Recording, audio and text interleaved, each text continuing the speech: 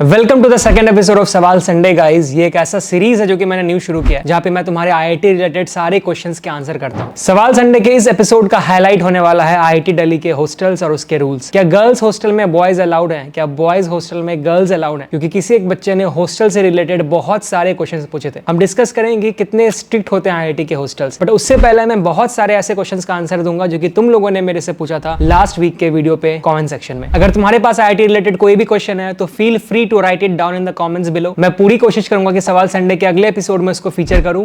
And just so that you don't miss it, subscribe to the channel. Now let's start the video. भैया can you make a video on what to eat before few days of exam? देखो ये question लोगों को बहुत funny लग रहा होगा but ये बहुत ही इंटरेस्टिंग क्वेश्चन है। फ्यू डेज बिफोर एग्जाम का मुझे नहीं पता बट जेई प्रिपरेशन के टाइम तुमको फालतू चीजें डेफिनेटली नहीं खानी चाहिए। तुम बोलोगे अरे यार फिर से ज्ञान देने लग गया, जंक फूड मत खाओ एंड ऑल दैट। भाई तुमको जो खाना है खाओ, बट मैं एक चीज जानता हूं कि तुम्हारी बॉडी को एनर्जी चाहिए। तुम प्रिपरेशन के टाइम में लेथार्जिक फील नहीं करना चाहते। तुम ये नहीं चाहते कि तुम 4 घंटे 5 घंटे क्लास करके आओ और आने के बाद 3 घंटे 4 घंटे बस सो रहे हो। तो अगर तुम्हारे बॉडी में मिनरल्स विटामिन की कमी होगी, तुम्हारा खाना अच्छे से डाइजेस्ट नहीं होगा, तुम्हारे बॉडी में पानी की कमी होगी तो तुम बीमार पड़ोगे। अगर बीमार नहीं भी पड़ते तुम लगेगा अरे यार नहीं यार मैं तो बीमार नहीं पड़ता, मुझे कोई फीवर नहीं होता, कोई जुकाम नहीं होता। बट बॉडी में अगर विटामिन एंड मिनरल्स की कमी होगी, तुमको नींद आएगी क्लास में, तुम रैंडम कभी भी थक जाओगे, स्टेमिना बहुत कम होगा, तुम अच्छे से पढ़ ही नहीं पाओगे। तो प्लीज जेई प्रिपरेशन के टाइम में खाने पीने में पैसा खर्च करने में मत सोचना। तुमको लगता है कि पैसा बचाना है तो जूतों में कम खर्च कर लेना, बैग में कम खर्च कर लेना, शो ऑफ वाली चीजों में कम खर्च लेना, बट खाने में प्लीज पैसा स्पेंड करना, प्रोटीन खाना, विटामिन्स खाना, फ्रूट्स खाना, जितना अच्छा खा सकते हो जरूर खाना। भैया जेई मेंस एंड एडवांस की प्रिपरेशन में कितने साल का प्रीवियस ईयर पेपर एसेंशियल है? तो पहली चीज तो ये कि भाई बहुत ही सही कहा तुमने कि प्रीवियस ईयर पेपर बनाना बहुत जरूरी है। Okay, technically the correct answer to this question is कि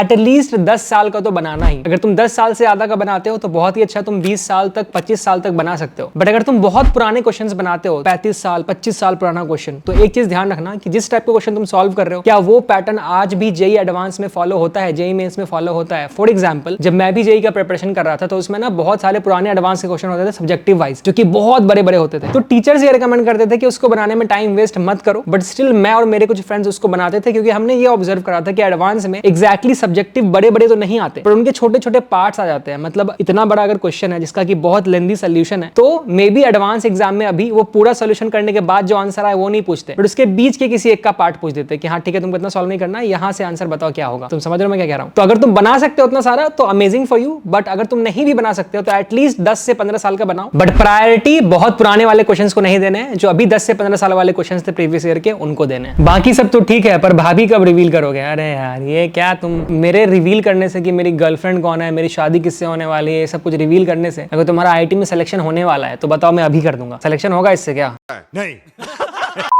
तुम लोग भी ना, मतलब मेरी टीम भी अलग ही है, क्या क्वेश्चन सेलेक्ट करके देती है, देख रहे हो, उनको भी मजे लेने होते हैं। ये बड़ी अच्छी बात कही आप।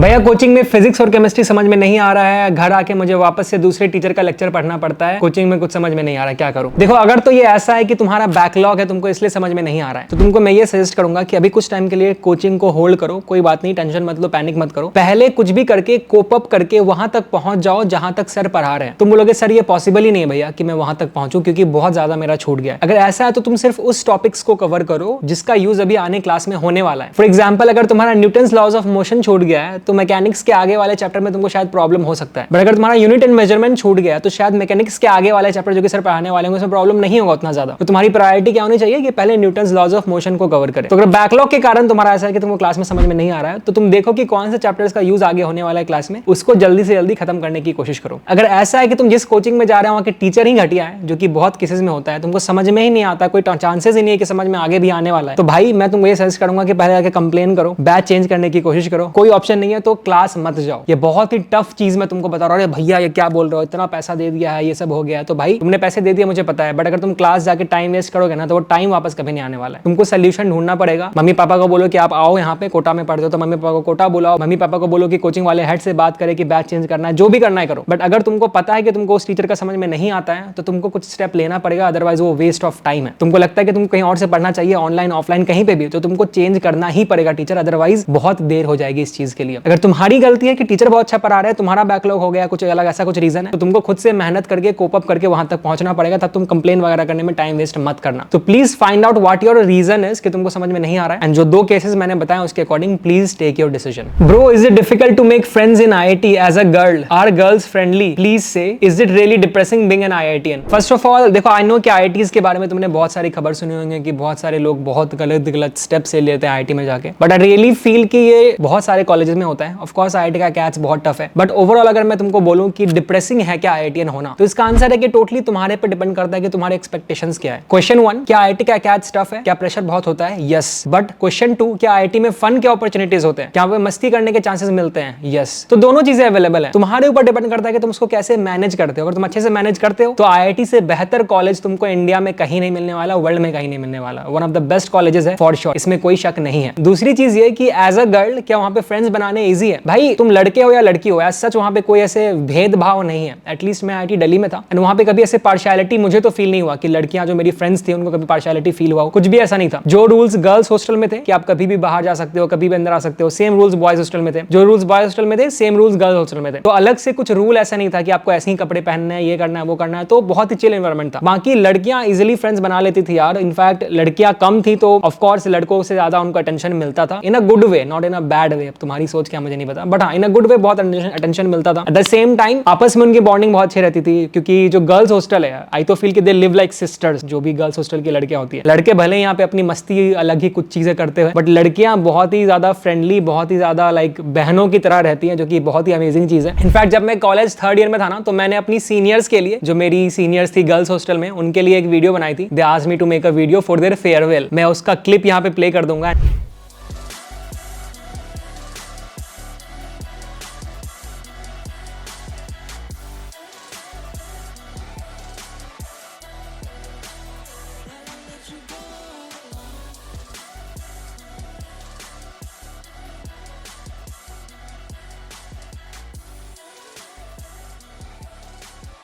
पूरी वीडियो को प्लीज देखना जाके, बहुत ही क्यूट वीडियो है वो। वीडियो में हमने ना उनकी पूरी लाइफ सम अप की थी कि उनकी गर्ल्स हॉस्टल में लाइफ पूरे 4 साल में कैसी रही है। तो अगर तुम लड़की हो एंड तुम ये सोच रहे हो कि तुम्हारी लाइफ वहां पे कैसी होने वाली है, तो इस वीडियो को देखने के बाद तुमको बहुत अमेजिंग मोटिवेशन मिलने वाला है। Do check out that video. भैया जेईई प्रिपरेशन में वॉशरूम कितना जाना? अबे ये सब क्या देखना पड़ रहा है? अच्छा है मैं अंधा हूँ।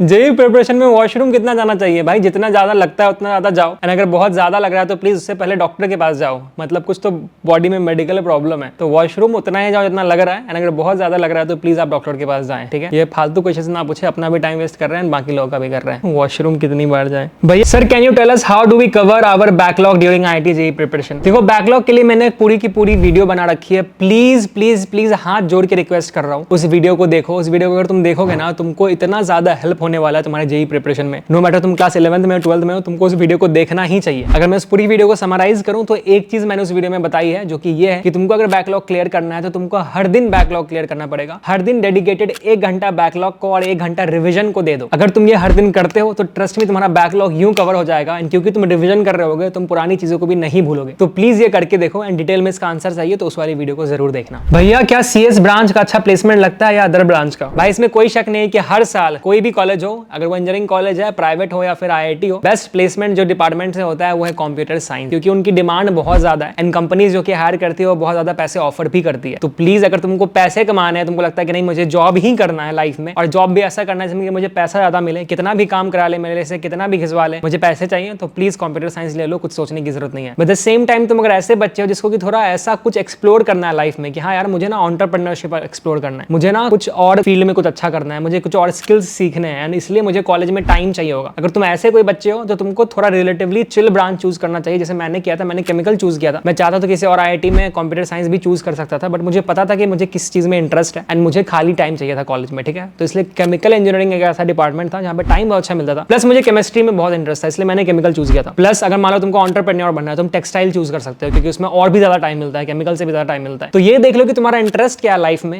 एंड लाइफ के अकॉर्डिंग डिसाइड करना कि तुमको कौन सा डिपार्टमेंट चूज करना है। तुम ये बिल्कुल बिल्कुल नहीं चाहोगे कि तुमने कंप्यूटर साइंस तो चूज कर लिया बट कॉलेज में जाकर तुमको टाइम ही नहीं मिल रहा कुछ करने का। और लाइक क्या यार कॉलेज में मुझे ये करने का बहुत मन था बट कंप्यूटर साइंस में इतनी कोडिंग कराते, इतने असाइनमेंट्स कराते कि मेरे पास टाइम ही नहीं मिलता, क्योंकि उसमें पढ़ना बहुत कुछ पड़ता है। द रीजन इज कि 12 तक तुमने कोडिंग करी ही नहीं होगी, इसके चांसेस बहुत हाई हैं, क्योंकि इंडिया में कोडिंग जनरली स्कूल्स में नहीं सिखाते। तो कॉलेज में आकर तुमको अचानक से बहुत ज्यादा मेहनत करनी पड़ेगी, जिसके लिए तुमको बहुत ज्यादा टाइम देना पड़ेगा। तो उसके अकॉर्डिंग ये डिसीजन लेना कि तुमको सीएस लेना है या नहीं लेना है। प्लीज लोगों के पीछे मत भागना कि सब कोई सीएस ले रहे हैं क्योंकि पैकेज हाई है, क्योंकि बाद में जाके रिग्रेट कर सकते हो, इसके चांसेस बहुत हाई हैं। तो चीजें देख लेना भाई तुम, क्योंकि नॉन कोर भी तुम प्लेसमेंट में बैठ सकते हो। मतलब अगर तुम्हारा केमिकल भी है तो स्टिल तुम सीएस वाले कुछ कंपनीज में अप्लाई कर सकते हो, अगर वो ओपन रख रहे हैं फॉर ऑल ब्रांचेस। तो बहुत सारी कंपनीज जो आईटी में आती है वो फॉर ऑल ब्रांचेस ओपन रहती है, जहां पे ये पॉसिबिलिटी हो जाती है। वो बस एक टेस्ट लेती है जो कि ये चेक करती है कि तुमको कोडिंग आती है नहीं आती है। अगर तुम केमिकल में होकर भी कोडिंग के कोर्सेज कर रहे हो तो तुम उन कंपनीज में अप्लाई करने के लिए एलिजिबल होते हो, अगर तुम टेस्ट क्लियर कर लेते हो एंड इंटरव्यू भी क्लियर कर लेते हो तो तुम्हारा सिलेक्शन उस कंपनी में हो जाता है। क्या आप स्कूल जाते थे और क्या आप फिटजी में पढ़ते थे? हाँ यार, मैं फिटजी साउथ दिल्ली में पढ़ता था, जो मेन फिटजी का ब्रांच है, एंड स्कॉलरशिप टेस्ट दिया था, बहुत सारे कोचिंग्स के दिए थे बट फिटजी में सबसे ज्यादा स्कॉलरशिप मिला था। प्लस वो दिल्ली में था एंड दिल्ली में मेरे कुछ रिलेटिव्स रहते थे एंड मेरे पापा दिल्ली आते रहते थे फॉर सम वर्क, तो इसलिए मेरे लिए दिल्ली चूज करना बहुत ही ईजी था, तो इसलिए मैंने फिटजी साउथ दिल्ली चूज किया था। इसके साथ साथ मैंने स्कूलिंग करी थी एक प्राइवेट स्कूल में, मैं पढ़ता था 11th-12th में, सीबीएसई बोर्ड था एंड मैंने 11th-12th में सोली बोर्ड पे फोकस किया था, क्योंकि मुझे ऐसा था कि मुझे बोर्ड में अच्छे मार्क्स लाने, एंड 11th-12th में हम अफोर्ड भी नहीं कर सकते थे कि मैं कोचिंग में जाऊं, तो कुछ पैसों वाला भी सीन था, तो इसलिए वी डिसाइडेड कि हम 11th-12th में अपना पूरा का पूरा फोकस बोर्ड्स में रखेंगे। पता चला कि पैसे भी लगा दिए एंड बोर्ड्स में भी मार्क्स नहीं आ रहे हैं, आईआईटी भी नहीं निकल रहा, तो उतना प्रेशर मुझे चाहिए नहीं था, तो मैंने सोली बोर्ड्स पे फोकस किया। 12th में बोर्ड्स में 96% आए, उसके बाद हमने ड्रॉप लिया, फिर फिटजी गए, फिर वहां से आईआईटी दिल्ली क्रैक किया। तो ये है मेरी कहानी। अगर डिटेल में मेरी कहानी जाननी है तो इसके लिए भी मैंने एक वीडियो बना रखी है, माय आईआईटी जेईई स्टोरी, जहां मैंने पूरा सब कुछ अच्छे से बताया है। प्लीज चेक इट आउट, पक्का तुमको मोटिवेट करेगा, पक्का तुमको इंस्पायर करेगा तुम्हारी जर्नी में। एंड द लास्ट क्वेश्चन, क्या आईआईटी बॉयज हॉस्टल में गर्ल्स अलाउड है? वेल, इसका आंसर है कि डिपेंड करता है कि वो कॉलेज कौन सा है। अगर मैं आईआईटी दिल्ली की बात करूं तो आईआईटी दिल्ली में बॉयज हॉस्टल में लड़कियां अलाउड नहीं थी। एक कॉमन एरिया होता है, वहीं तक लड़कियां आ सकती है, इसके अलावा वो अंदर किसी रूम में नहीं जा सकती, कहीं पे भी नहीं जा सकती। बट एक बहुत ही स्पेशल डे होता है कॉलेज में, वो होता है हाउस डे। हाउस डे ना, एक हम पार्टी रखते थे कॉलेज में, मतलब पूरे हॉस्टल को डेकोरेट करते थे अपने सीनियर्स के लिए, क्योंकि वो सीनियर का फेयरवेल टाइप का होता था। वो पूरे साल का इकलौता दिन होता था जिसमें कि लड़कियां हॉस्टल में एंटर कर सकती हैं, किसी भी रूम में जा सकती है। ऑफ कोर्स एक टाइम डिसाइडेड होता था कि आप इसी के इसी बीच में आ सकते हैं हॉस्टल के अंदर, क्योंकि हॉस्टल में पार्टी चल रही होती थी। लाइक बहुत ही अमेजिंग डे होता था वो हाउस डे। पूरे हॉस्टल के एक एक प्लेस को हम अच्छे से डेकोरेट करते थे, बहुत सारे गेम्स होते थे, बच्चे डांस करते थे, गाना गाते थे, इवेंट्स रखते थे हम सीनियर्स के लिए, फिर बहुत सारे टीचर्स भी आते थे, तो वो दिन बहुत ही हैपनिंग होता था। आईआईटी दिल्ली में जैसे कि 13 हॉस्टल्स थे, तो 13 के 13 हॉस्टल में अलग अलग दिन पे ये दिन सेलिब्रेट किया जाता था। तो मतलब हमारे लिए तो बहुत ही ज्यादा मेला टाइप का माहौल होता था, क्योंकि हर दिन हम कहीं हॉस्टल में जाके मस्ती कर रहे होते थे, जो भी फ्रेंड्स हमारे रहते थे, एंड बहुत ही फन वाला एनवायरमेंट होता था। एंड वो इकलौता दिन होता था जिसमें कि लड़कियां आती थी, जैसा मैंने पहले बताया। इसके अलावा अगर मैं बाकी आईआईटीज की बात करूं तो हर आईआईटी का अपना अलग रूल है। Girls hostel and boys hostel को लेकर मैं बताता हूं अभी कि क्या रूल है। For example IIT Bombay, Gandhinagar, Kanpur, Roorkee में ऐसा है कि गर्ल्स का बॉयज हॉस्टल के अंदर और बॉयज का गर्ल्स हॉस्टल में जाना अलाउड है from the day time to 10 to 11 PM रात के। मोस्टली उनको करना ये होता है कि एंट्री गेट पे उनको अपना नाम लिखवाना होता है रजिस्टर में गार्ड के पास, एंड अपना आईडी कार्ड दिखाना होता है। जो सेकंड जनरेशन आईआईटीज है, जो कि नई नई आई है, वो भी अपने रूल्स को, बॉयज एंड गर्ल्स हॉस्टल वाले रूल्स को बहुत ज्यादा फ्लेक्सिबल कर रही है विद टाइम। 5-6 साल पहले ये जो चीज है कि गर्ल्स हॉस्टल में बॉयज जा सकते हैं, बॉयज हॉस्टल में गर्ल्स आ सकती हैं, ये बिल्कुल भी अलाउड नहीं था। विद टाइम चीजें फ्लेक्सिबल हुई हैं। इनफैक्ट बहुत सारे आईआईटीज में जो स्टूडेंट बॉडीज होती है, उन्होंने फॉर्मली प्रपोजल डाला एडमिनिस्ट्रेशन को कि ये रूल जो है इतना स्ट्रिक्ट कि बिल्कुल ही अलाउड ही नहीं है जाना, मतलब जा ही नहीं सकते किसी भी टाइम में, ये नहीं होना चाहिए। एंड तब जाके एडमिनिस्ट्रेशन ने इस चीज को माना। आईआईटी कानपुर में जहां तक मुझे पता है एंड जहां तक मेरी टीम ने रिसर्च किया है, वहां पे प्रोटेस्ट किया गया था इस चीज के लिए कि ये रूल नहीं होना चाहिए एंड थोड़ी फ्रीडम होनी चाहिए, क्योंकि बच्चे बड़े हो रहे हैं, उनको पता है क्या सही है क्या गलत है, एंड तब जाके ये रूल इतना फ्लेक्सिबल किया गया था। इसके साथ साथ अगर मैं आईआईटी दिल्ली की बात करूं तो ओवरऑल जो रूल बॉयज हॉस्टल में है वही सेम रूल गर्ल्स हॉस्टल में भी है। कुछ ऐसे पार्शियलिटी नहीं है कि हाँ लड़के रात भर बाहर जा सकते हैं, लड़कियां बाहर नहीं जा सकती। कभी भी तुम जा सकते हो हॉस्टल से बाहर और कभी भी तुम हॉस्टल से अंदर आ सकते हो, इसमें कोई पार्शियलिटी नहीं है। अगर तुमको आईआईटी के हॉस्टल्स के बारे में डिटेल में वीडियो चाहिए, प्लीज नीचे कमेंट करके बताना। इसके साथ साथ आज का ये एपिसोड सवाल संडे का यही खत्म होता है। अगले एपिसोड में तुमको मैं किस क्वेश्चन का आंसर करूं नीचे कमेंट करके जरूर बताना। I definitely come back with the answers to those questions, इसकी गारंटी मेरी। तब तक के लिए this is Eclipse Nova signing off. Comment below कि तुम अभी किस कोचिंग से प्रिपरेशन कर रहे हो, जरा मैं भी देखो कि मैं तो फिटजी में था, तुम कहां से प्रिपरेशन कर रहे हो। तब तक के लिए मिलते हैं and make sure to subscribe to the channel. See you in the next one.